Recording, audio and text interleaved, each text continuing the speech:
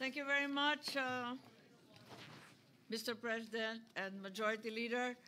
My dear colleagues in the Senate, I rise today to submit to this August Chamber Committee Report number 2, sponsoring here with Senate Resolution 139 entitled Resolution Concurring in the Ratification of the Letter of Agreement on Narcotics Control and Law Enforcement between the Government of the Republic of the Philippines and the Government of the United States of America. Mr. President, the Philippines has fought long and hard a flailing war against illegal drugs, drug trafficking, substance abuse, the full gamut of crimes related to drugs continue to destroy lives, break Filipino families, and weaken our communities. Unfortunately, our struggle against illegal drugs appears to have weakened in the last few years in intensity and in focus.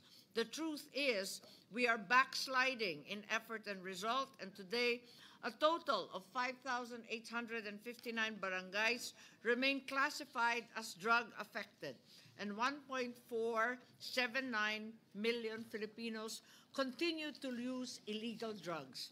Since January 2024, a total of 52.12 billion worth of illegal drugs were confiscated, showing that the flow of illicit substances remains alarmingly persistent. Ang mga dating adik nagbalik loob sa pagiging adik. Yung mga dating takot, ang lalakas na ng loob. Ang mga pusher, di na nagpo-push back. Ang mga user, himbis gamutin, binigyan ng alibay. Durog na ang Pilipinas. Marami na naman durugistang Pilipino. Marami na naman nakawan dahil naghahanap ng pantustos sa bisyo nila. Laganap na ulit ang krimen dahil laganap na ulit ang droga. High, happy days are here again. Ang pinaghirapan linisin ni Presidente Duterte, linamon at linaklak na ng mga buwaya. Buwayang walang kabusugan. Matapos ni Presidente Duterte dalhin sa hustisya ang mga kriminal, matapos niyang dalhin sa rehab ang mga adik na gustong magbago. Ayon, siya naman pala ang dadalhin sa The Hague. Fortunately, the country has had help in the war against drugs, namely the 2011 Letter of Agreement or LOA on Narcotics Control and Law Enforcement between the U.S. and the Philippines. Under this agreement, the U.S. committed funding and expertise to programs designed to enhance law enforcement, strengthen the rule of law, advance drug demand reduction, promote community resilience. In truth, from early 2011, we have been benefiting from the LOA, as we have already received over $27,620,000 US in equipment, training, and donations, including 250 million pesos for the establishment of an educational and technical building in the Philippine Coast Guard Fleet Training Center in Balagtas, Batangas, Bulacan, 342 million in training programs for the Coast Guard as well, and the provision of several millions worth of critical equipment. Through the LOA, law enforcement personnel participated in international and regional training on drug prevention and advocacy. Filipino doctors have been certified as international standard drug abuse treatment capable. And our prosecutors and lawyers received specialized trainings so that the 2017 edition of the Prosecutor's Manual was produced in large part through the assistance granted by this same LOA. On top of the $27.62 million already given, the U.S. government also committed an additional $25.4 million of funding under the LOA. Unfortunately, there has been a misapprehension of the LOA's character as a mere executive agreement. Since it contains a tax exemption provision, the same should have been submitted for Senate concurrence vis-a-vis a treaty. However, because these provisions were never invoked by the U.S. before, the issue of whether tax exemptions are operative without Senate concurrence never arose until today.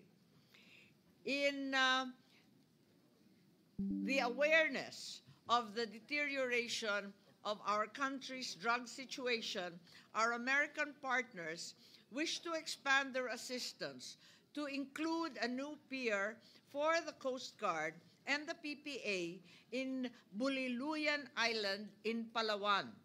This project is likely to incur significant expenditures and concomitant tax obligations on the U.S. government, hence obliging them to invoke the tax exemption under the LOA for the very first time.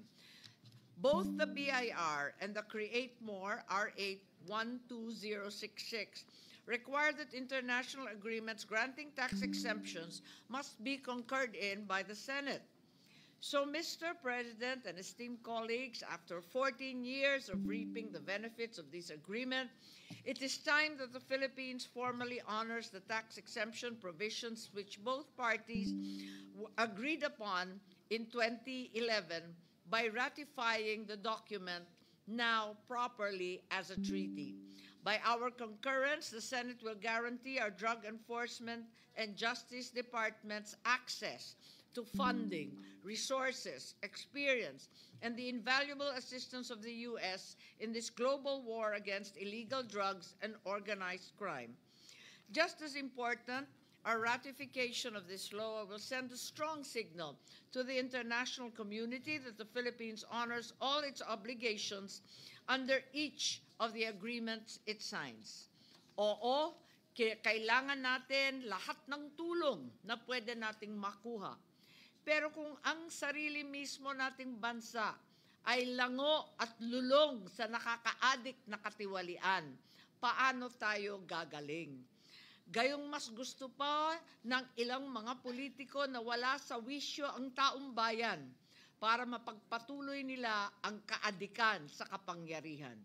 Dalawa lang ang kapalaran ng mga mata sa lipunan: mamuti sa gutom o mamula sa droga.